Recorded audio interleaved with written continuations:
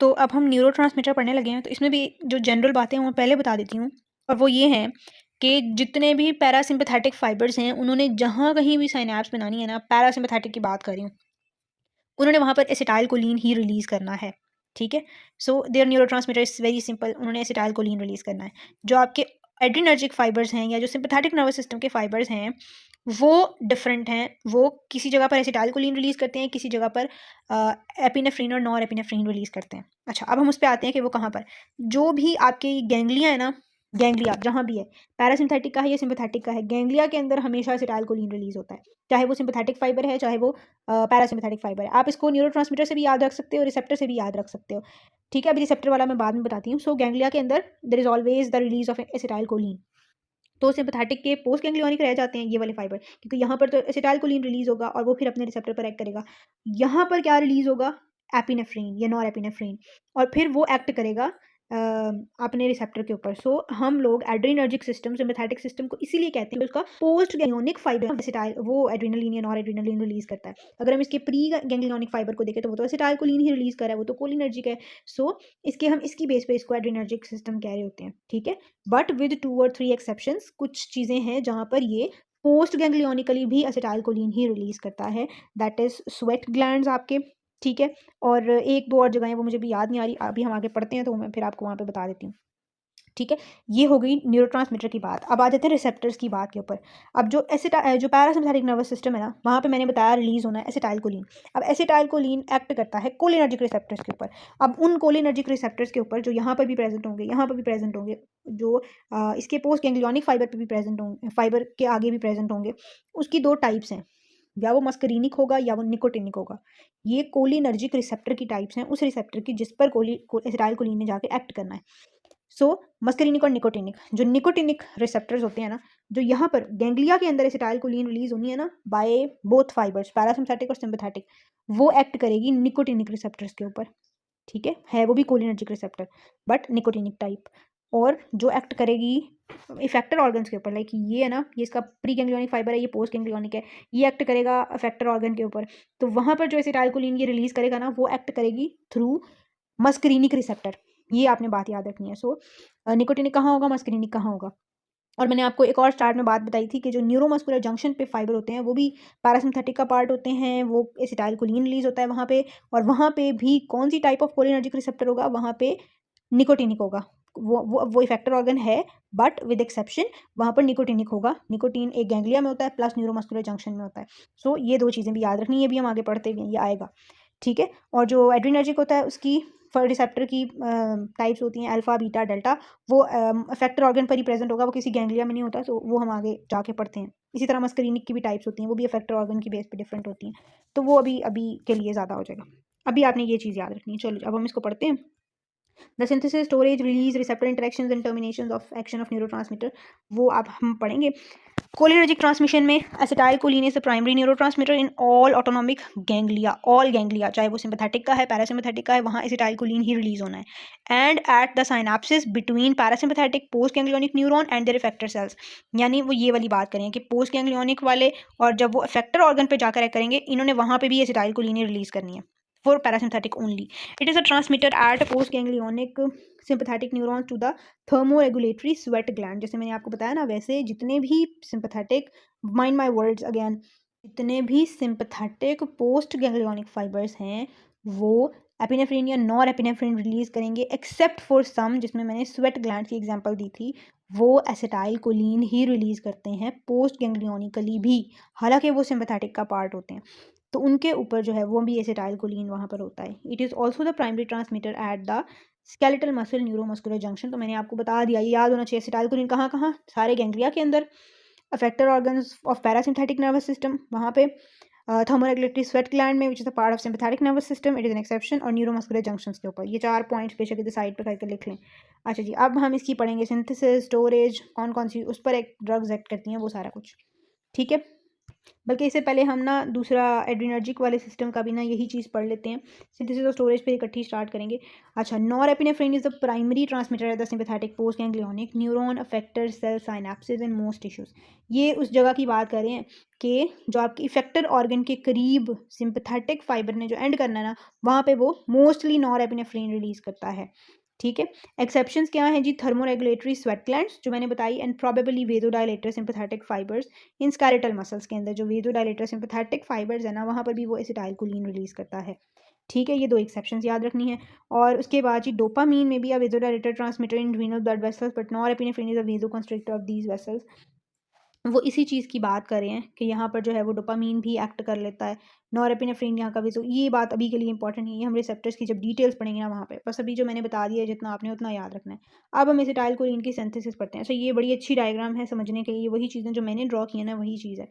ये है जी आपके पैरासिम्पथेटिक, पैरासिम्पथेटिक ये गैंग्लिया बनाया हुआ है। पैरासिम्पथेटिक गैंग्लिया ऑर्गन के पास होगा, इफेक्टर ऑर्गन के, और इसका प्री गैंग्लियोनिक फाइबर लंबा होगा। ठीक है, और सिंपथेटिक के ये तीनों दिखाए हुए हैं कि सिंपथेटिक के गैंग्लिया इस स्पाइनल कॉर्ड के पास होंगे, छोटा फाइबर होगा, और फिर पोस्ट गैंग्लियोनिक लंबा होगा। ठीक है, अब ये सिंपथेटिक फाइबर वो है जो स्वेट ग्लैंड्स पे जा रहा है, इसका मतलब ये क्या होगा? एसिटाइलकोलिन रिलीज करेगा। तो यहाँ पर एसिटाइलकोलिन लिखा है। पैरासिम्पथेटिक के सारे ये एसिटाइलकोलिन रिलीज करते हैं। ठीक है, यहाँ पर गैंग्लिया है तो गैंग्लिया में भी सारे क्या होते हैं? एसिटाइलकोलिन। और ये एन क्या है? रिसेप्टर, निकोटिनिक होता है गैंग्लिया के अंदर। जबकि इफेक्टर ऑर्गन पे अगर एसिटाइलकोलिन एक्ट कर रहा है तो there is always muscarinic receptor except neuromuscular junction वाली जगह, यहाँ पे निकोटिनिक होगा, ये एन लिखा हुआ है, और एसिटाइलकोलिन ही रिलीज होता है, और यहाँ कहीं भी साइनैप्स नहीं बन रही। समझ आ गई इस बात की? अब ये एक और सिंपैथेटिक दिखाया हुआ है। ठीक है, निकोटिनिक है, एसिटाइलकोलिन है, और पोस्ट गैंग्लियोनिक फाइबर लंबा है, और ये दिखाया हुआ है इफेक्टर ऑर्गन। ठीक है, और उस पर दिखाया हुआ है कि अल्फा बीटा रिसेप्टर होगा, एड्रीनर्जिक जनरल, और उसमें फिर सब टाइप्स होती हैं, वो हम आगे पढ़ेंगे। उसके बाद दिखाया हुआ है कि जी रीनल वास्कुलर स्मूथ मसल्स के ऊपर ये जो नॉरएपिनेफ्रिन है ना, सिर्फ रीनल वाले के ऊपर, ये वहाँ पर यहाँ ये एक्ट करता है डोपामिनर्जिक रिसेप्टर्स के ऊपर। यानी उसमें अल्फा भी होता है जहाँ पे नॉरएपिनेफ्रिन एक्ट करती है, और डोपामिनर्जिक रिसेप्टर्स भी होते हैं जहाँ पर डोपामीन भी न्यूरोट्रांसमीटर के तौर पे रिलीज हो रहा होता है। वैसे सिंपली नॉरएपिनेफ्रिन रिलीज होता है जितने भी सिंपैथेटिक पोस्ट गैंग्लियोनिक फाइबर्स हैं। सो ये एक एडिशनल बात है। और ये चीज़ क्या दिखाई हुई है? एड्रिनल मेडुला के कुछ सिंपैथेटिक फाइबर्स क्या होते हैं? वो एड्रिनल मेडुला पे जाके साइनैप्स बना रहे होते हैं। So adrenal medulla is also like a ganglia, जहाँ पे जाके ये टर्मिनेट कर रहे हैं। जब वहाँ पे ये टर्मिनेट करते हैं तो वो जो जिस न्यूरॉन के ऊपर ये टर्मिनेट कर रहे हैं वो न्यूरॉन एक्टिवेट हो जाता है, वो एपिनेफ्रिन बनाने लग जाता है, और फिर वो न्यूरॉन एपिनेफ्रिन सिक्रीट कर देता है आपके ब्लड के अंदर। ठीक है, एपिनेफ्रिन और नॉर एपिनेफ्रिन बोथ। तो यहाँ पर जो है वो एपिनेफ्रिन और नॉर एपिनेफ्रिन फिर ब्लड में रिलीज होते हैं थ्रू एड्रिनल मेडुला। यहाँ पे सारे न्यूरॉन्स के अंदर चल रहा है ये सारा काम, सिर्फ यहाँ पे ये ब्लड में रिलीज होंगे थ्रू एड्रिनल मेडुला। और एड्रिनल मेडुला पे जब ये प्री गैंग्लियोनिक इसको नहीं कहेंगे, ये जो फाइबर है जब ये एड्रिनल मेडुला पे एक्ट करता है तो यहाँ पर भी एसिटाइलकोलिन या निकोटिनिक रिसेप्टर होते हैं, because adrenal medulla is more like a ganglion. तो गैंग्लियन में निकोटिनिक रिसेप्टर होते हैं और एसिटाइलकोलिन होता है, तो यहाँ पर भी वही होगा।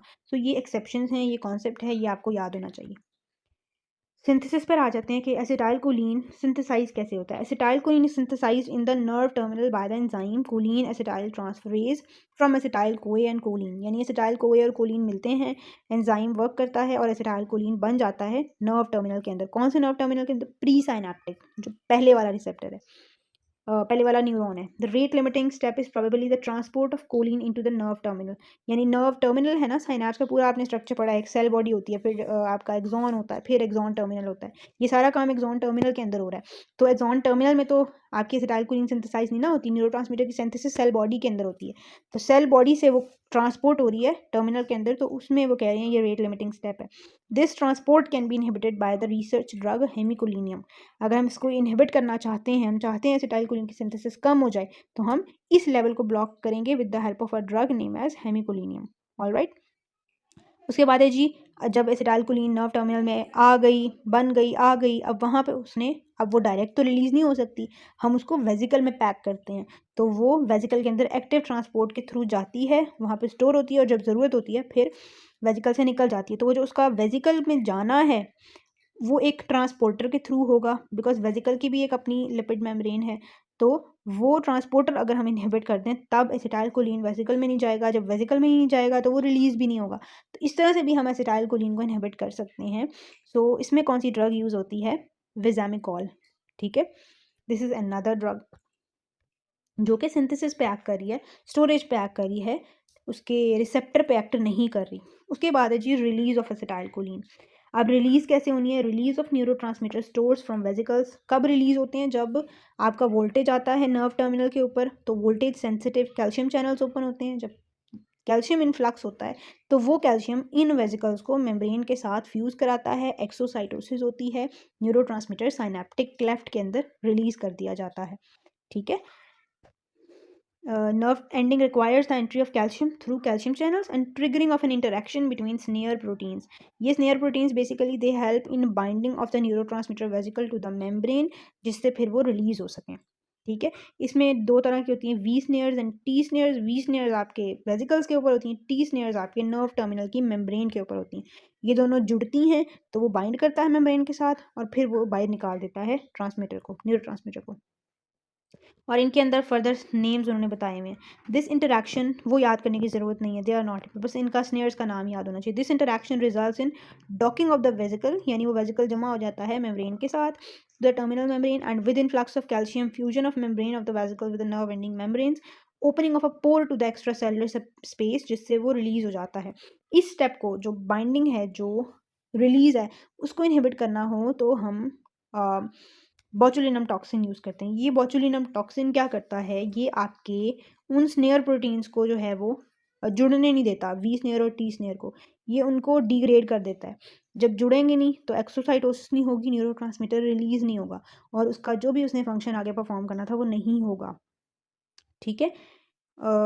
Docking of fusion proteins to prevent the release process, तो botulinum toxin work in this way. ठीक है। इसकी एप्लीकेशन क्या है? इसकी एप्लीकेशन ये भी सवाल आता है पेपर के अंदर कि बोचुलिनम टॉक्सिन का क्या मैकेनिज्म ऑफ एक्शन है और इसकी एप्लीकेशन क्या है।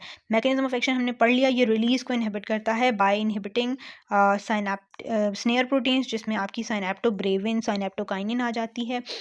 जब रिलीज़ नहीं होगा, एक्सोसाइटोसिस नहीं होगी, एसिटाइलकोलिन आएगा नहीं, और ये एक्ट कर रहा होता है न्यूरोमस्कुलर जंक्शन के ऊपर जो एसिटाइलकोलिन का रिलीज़ होता है ना, वहाँ पे जब वो वहाँ पर एसिटाइलकोलिन रिलीज़ नहीं होगी तो acetylcholine is responsible for muscle contraction, तो मसल कॉन्ट्रैक्ट नहीं करेगा तो मसल क्या हो जाएगा? रिलैक्स हो जाएगा, पैरालाइज हो जाएगा।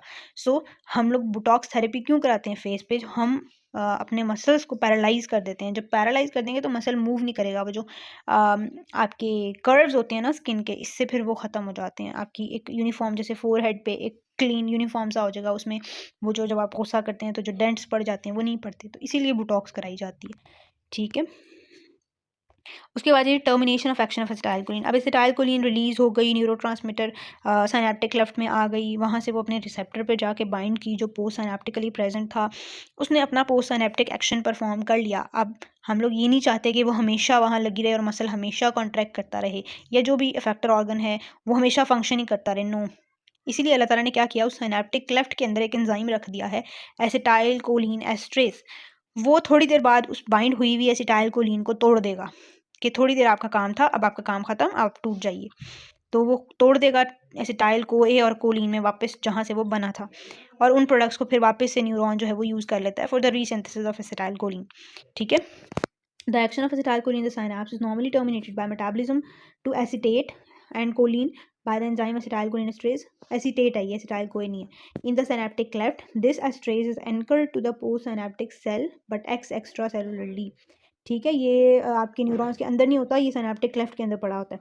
The products are not excreted but are recycled in the body. Inhibition of this enzyme is very very important. हम इसको यूज़ करते हैं, इस एंजाइम को इनहिबिट करके, अगेन वही फंक्शंस कि हम एसिटाइलकोलिन के रिलीज़ को कम करना चाह रहे हैं, उसके फंक्शन को कम